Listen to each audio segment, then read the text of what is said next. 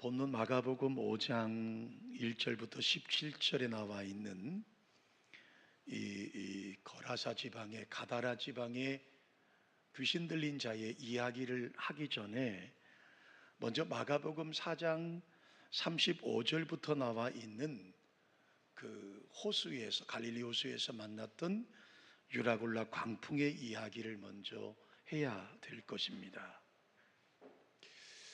예수님과 제자들은 배를 나눠 타고 갈릴리 호수에 나오셨어요. 그리고 이 배를 지금 운행하는 제자들은 평생을 갈릴리 호수에서 잔뼈가 굵은 어부들이었습니다. 누구보다 호수를 잘 알았고 누구보다 호수의 모든 것을 알았던 사람들이에요. 이제까지 살아가면서 수많은 광풍을 경험해 봤고 그럴 때마다 자신들의 실력과 자신들의 경험으로 이 광풍을 이겨냈던 사람들입니다. 자, 어쨌든 주님은 그 제자들의 실력과 경험을 신뢰하셨기 때문에 아마도 깊은 잠에 드셨던 것 같고 여전히 역시나 이 갈릴리 호수에서 그들은 광풍을 만납니다. 유라굴라 광풍이라고 하죠. 이제까지의 경험과 이제까지의 모든 노하우를 다 동원해서 최선을 다해서 광풍을 이겨보려고 했지만 이번 광풍만큼은 이길 수가 없는 거예요. 그래서 4장 37절 이하의 말씀에 보면 큰 광풍이 일어나며 물결이 배에 부딪혀 들어와서 배에 가득하게 되었고 그 제자들이 주님에게 말씀하시는 장면을 보면 선생님이여 우리가 죽게 되었습니다 라고 하는 위기의 순간을 맞게 됩니다. 주님께서 일어나셔서 바다를 꾸짖고 잠잠하게 하셨습니다. 그리고 이제 5장으로 넘어와서 건너편 거라사 이내 지방에 이르러 배에서 나오셨습니다. 그러니까 그 엄청난 광풍을 경험하고 겨우 죽음의 위기에서 왔던 땅이 거라사 지방이었고 거라사 지방 안에 있는 가다라 지방에 그들이 도착되었다라고 하는 것이죠. 여러분, 제자들의 입장을 한번 돌이켜 볼까요? 그들은 지금 굉장한 광풍을 만났습니다. 태풍을 만났습니다. 죽음 직전에 겨우 주님께서 그 바다를 꾸짖게 하심으로 육지에 도착됐습니다. 그러니 그들의 마음이 어떤 마음이었겠어요? 아마 배에서 속히 내렸기를 원하지 않았겠습니까? 배가 육지에 도착됐을 때 그들이 마음이 어떻겠느냐고요. 야, 이제 살았다. 이제 광풍에서 벗어났구나. 이제 육지에 도착됐구나. 그 흔들리던 배에서 고생하던 제자들이 육지에 도착했을 때 그들의 마음은 뭐 다른 말로 표현할 수 없을 정도로 아마 평안함을 느꼈을지 모르겠어요. 자, 그들이 지금 도착된 땅이 어디라고 말합니까? 거라사 지방이라고 말합니다. 이 거라사 지방은요, 유대인의 역사학자였던 요세푸스의 말에 의하면 이미 주전 63년부터 헬라인들이 살았다고 말합니다. 다시 말하면 이 땅은 이방인의 땅이었어요. 유대인들이 거하는 땅이 아니라 이방인의 땅이었습니다. 그리고 헬라인들이 그 땅에 살았기 때문에 유대인들은 부정하다고 해서 먹지 않던 돼지떼를 양육하고 있었다라고 하는 것을 보면 그것은 아마도 이방인들이 번성한 땅이었음을 볼 수가 있습니다. 그 땅에 제자들과 주님이 지금 내려오셨어요.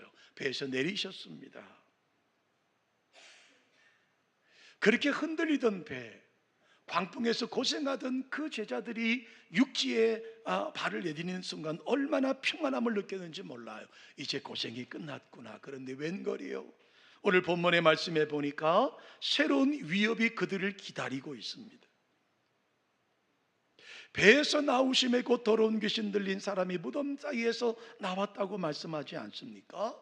바로 흉악한 귀신 들린 사람이 그들을 기다리고 있었다라고 하는 사실이죠. 우리 다 같이 여러분 3절부터 5절까지 말씀을 우리 한 목소리로 화면 보시면서 한번 읽어보실까요? 그 사람은 무덤 사이에 거처하는데 이제는 아무도 그를 쇠사슬로 매일 수도 없게 되었으니 이는 여러 번 고랑과 쇠사슬에 매였어도 쇠사슬을 끊고 고랑을 깨뜨렸음이로라. 그리하여 아무도 그를 제어할 힘이 없는 밤낮 무덤 사이에서나 산에서나 늘 소리 지르며 돌로 자기의 몸을 해치고 있었더라. 여러분, 거라사 땅이 안전한 땅인 줄 알았습니다. 흔들리던 배에서 광풍을 지나서 겨우 주님으로 말미암아 겨우 해방되어서 육지에 내렸는데, 그들을 기다리고 있는 사람은 어떤 사람이었습니까? 귀신 들린 사람이었습니다. 뿐만 아니라 거라사 사람들은 이 귀신 들린 사람으로 인해 고통을 당하고 있었다고 말합니다. 여러분, 밤낮 무덤 사이에서 산에서나 들에서나 소리를 지르는 사람이었습니다. 자기 몸을 애하는 사람이었습니다. 이 사람은 공포의 대상이었습니다. 언제 주민들에게 달려들지 모르는 공포를 갖고 있던 사람이 귀신 들린 사람이었습니다.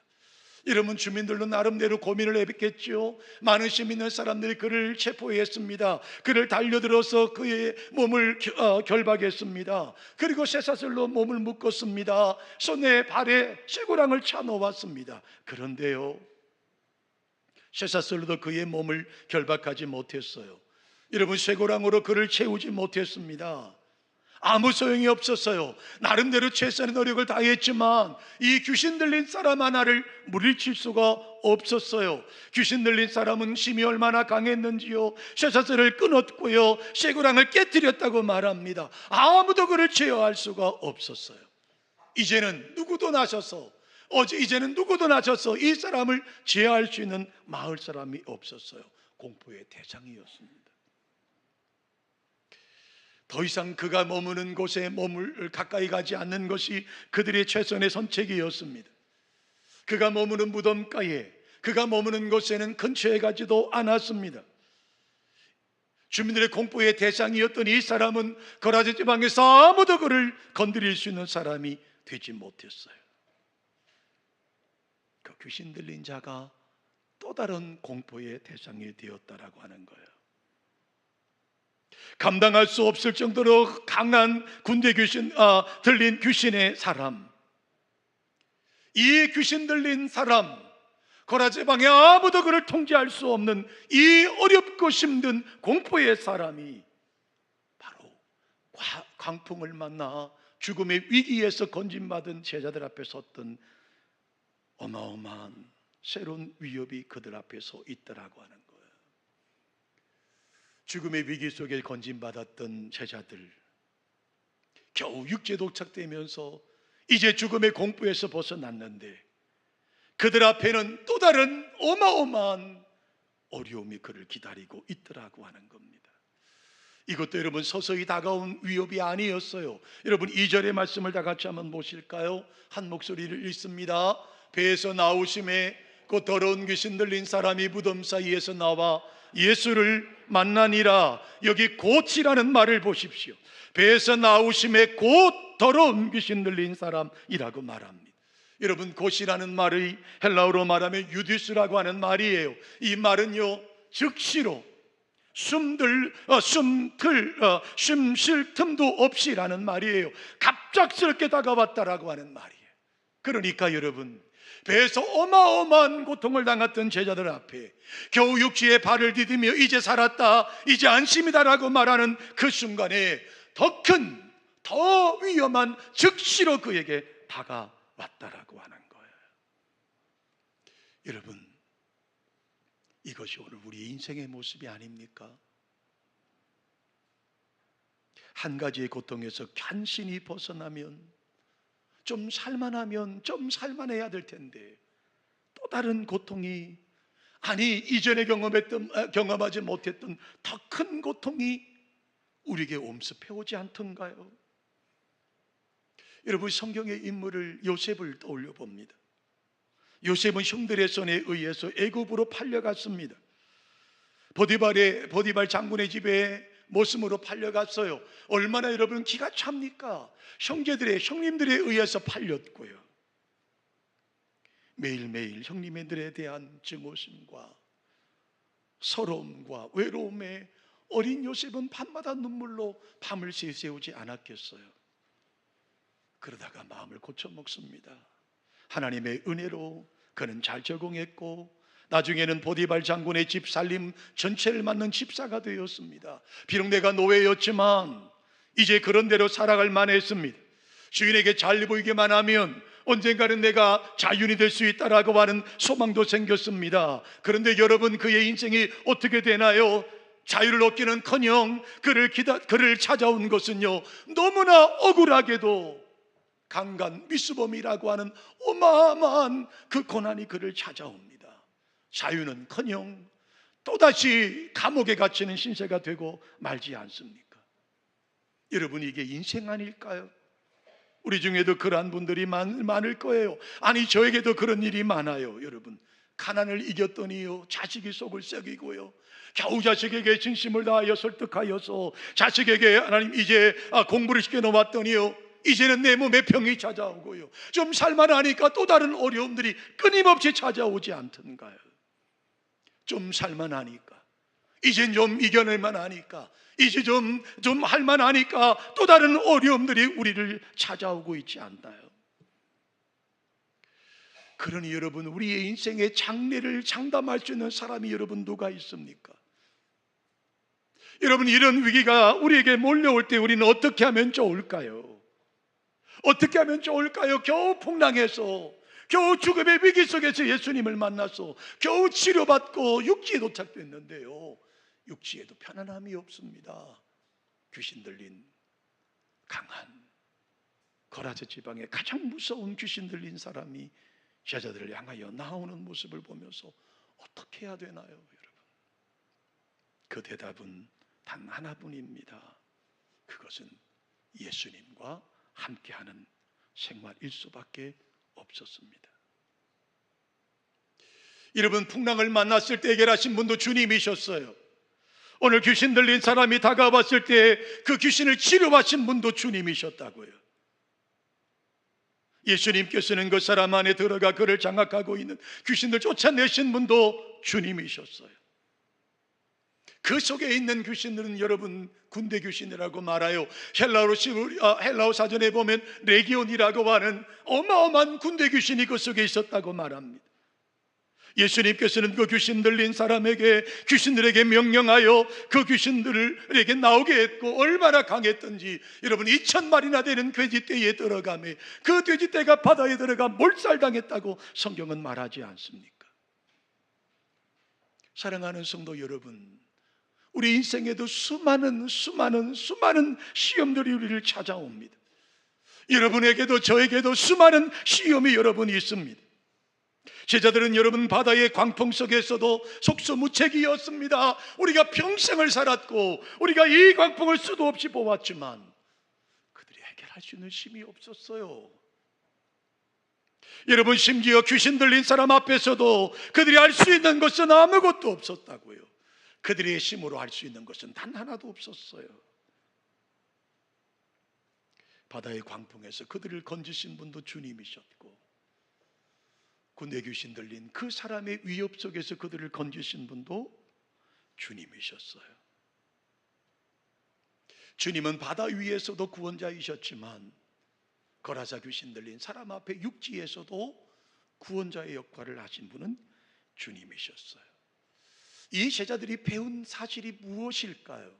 바다에서 배운 교훈이 무엇일까요? 거라사 광인 앞에 배운 그 교훈이 무엇일까요? 그것은요, 예수님과 함께하는 삶 아니었겠습니까? 그것이 바다이든, 그것이 무덤가이든, 그것이 광풍이든, 그것이 귀신 들린 사람이든, 그들이 배울 수 있는 것은 주님과 동행하는 삶이었습니다. 육지에서도 주님과 함께하면 해결하는 방법이 있구나. 바다에도 배에 주님만 계시다면 우리는 안전할 수 있구나. 사랑하는 성도 여러분, 오늘 우리에게도 마찬가지 아닐까요? 예수님께서는 임마누엘이라는 이름으로 이 땅에 오셨어요. 임마누엘의 핵심의 메시지가 무엇입니까? 하나님께서 우리와 함께 계신다는 겁니다. 우리 옆에 분들에게 이렇게 고백할까요?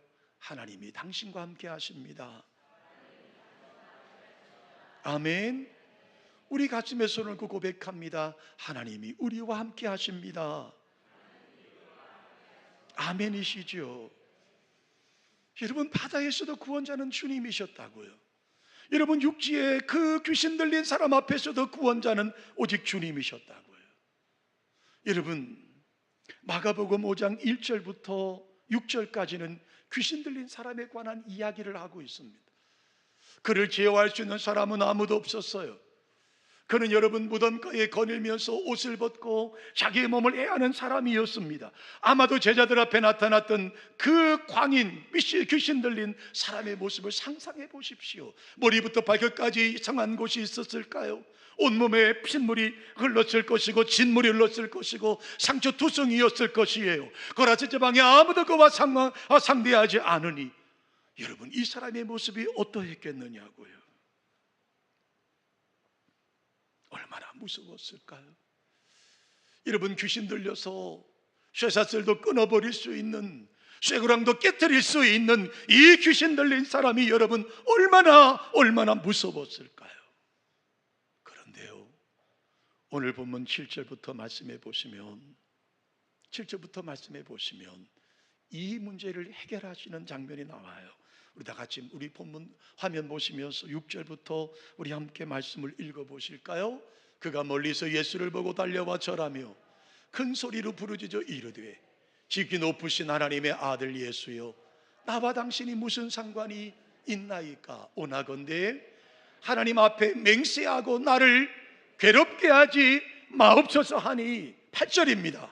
읽습니다. 이는 예수께서 이미 그에게 이르시기를 더러운 귀신아 그 사람에게서 나오라 하셨습니다. 아멘. 보세요 여러분,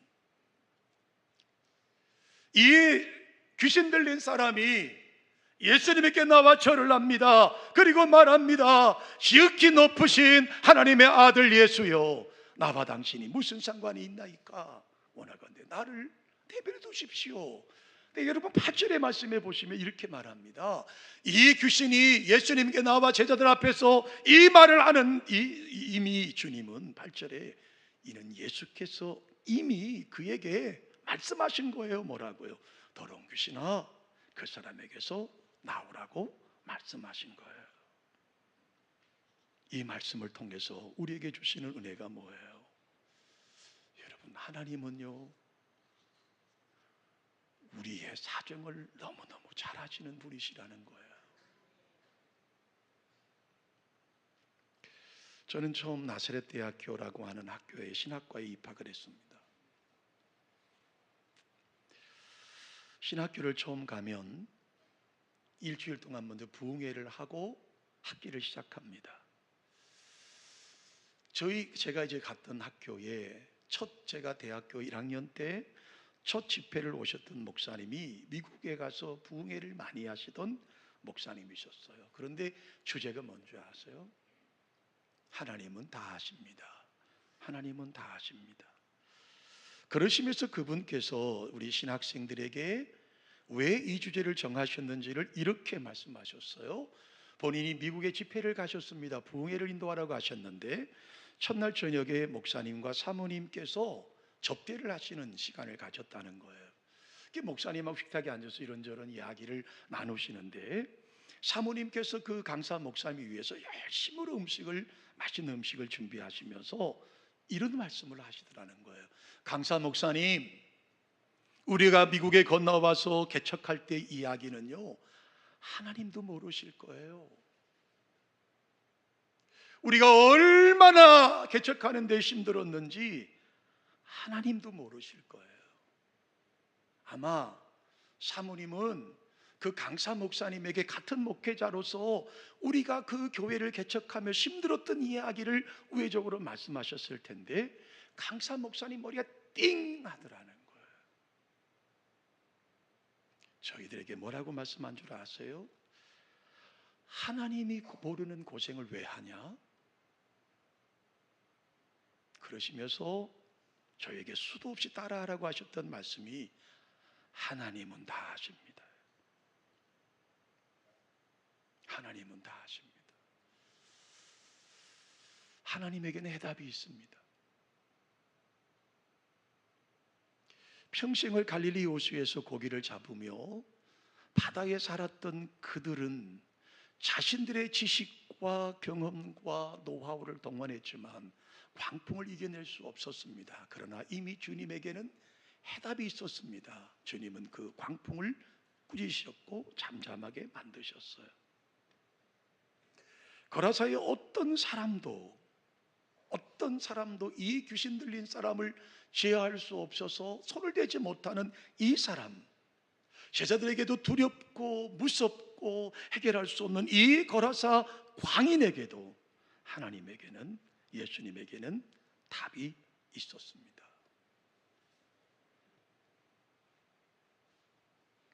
이 사실을 알았던 다윗의 고백을 보실까?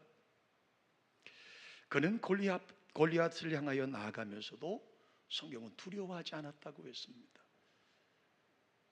여러분, 어린 꼬마가 주머니에 물맷돌, 짱돌 몇 개 집어넣고 물맷돌을 휘두르면서 그 거인 앞에 나가던 다윗은요, 두려워하지 않았습니다.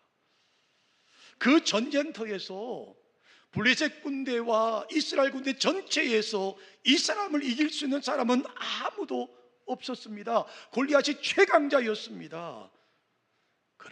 그러나 다윗은 골리앗보다도 더 강한 여호와 하나님의 힘을 믿고 있었다고 성경은 말씀합니다.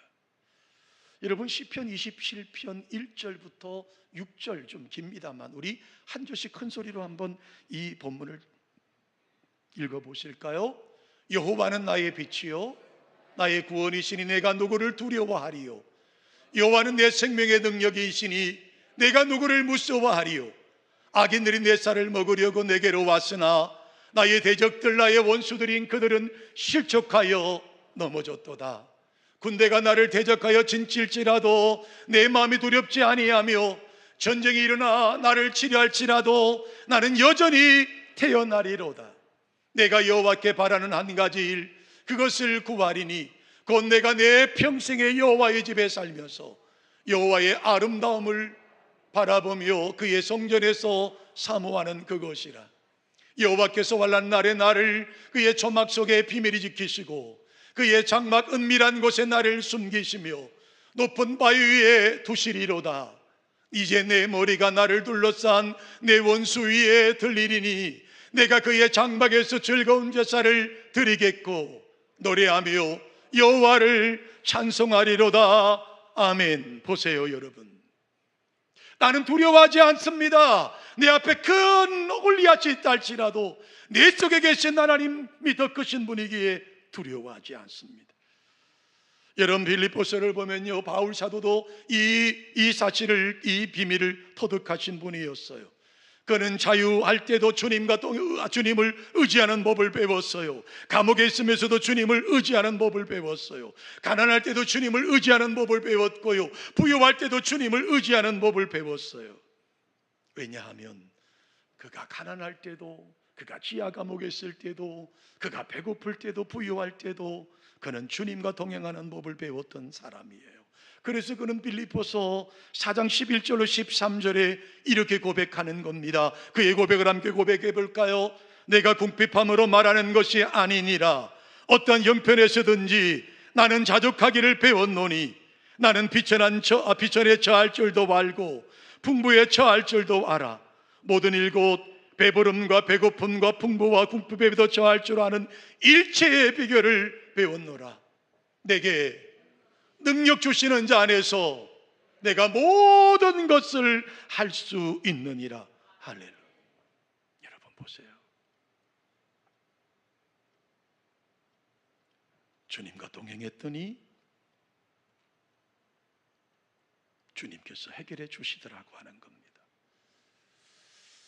여러분, 오늘 우리 인생이 아마 여기 성도님 가운데 눈물로 밤을 새우는 무성도들이 계십니다. 정말 뜻하지 않은 건강의 문제 때문에, 경제 문제 때문에, 부모님의 문제 때문에, 자녀의 문제 때문에 밤잠을 이루지 못하시는 분들이 계실 겁니다. 우리의 힘으로 할 수 없습니다. 여러분, 제자들이 갈릴리 호수에서 그들이 광풍을 해결할 수 있었나요? 할 수 없었습니다.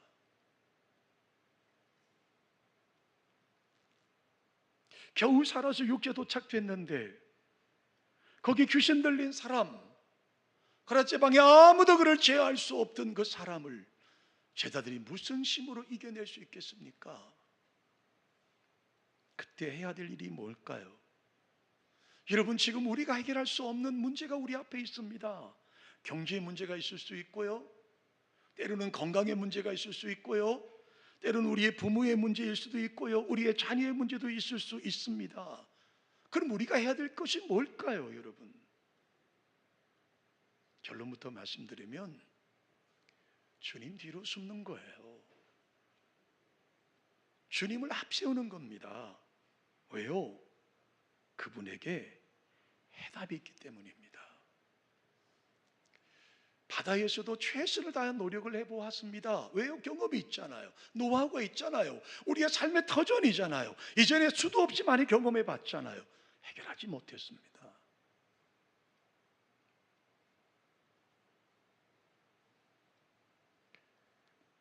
고라스 지방의 강한 사람들도 해결하지 못한 문제를 무슨 수로 제자들이 해결할 수 있겠습니까? 해결하지 못했습니다.